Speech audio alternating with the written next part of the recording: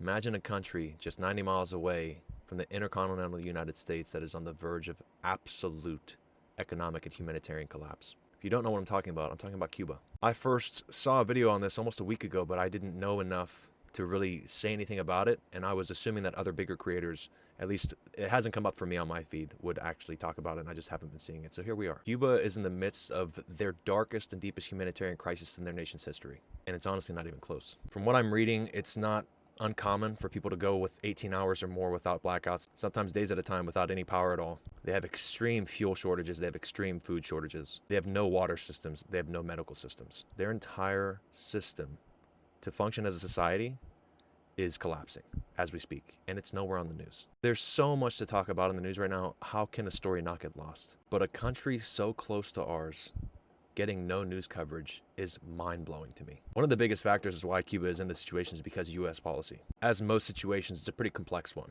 But the short of it is the U.S. government doesn't like what Cuba is doing, so they're cutting off all of their fuel supply. A country can't function without energy. Modern society is not modern society without energy.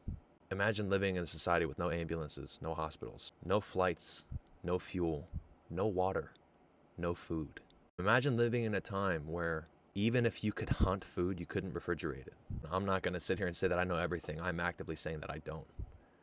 But all I'm trying to do is spread the word, because these are people. These are moms. These are kids, fathers. And we're talking about a less than an hour flight away from Florida. We shouldn't ignore that. Spread the word.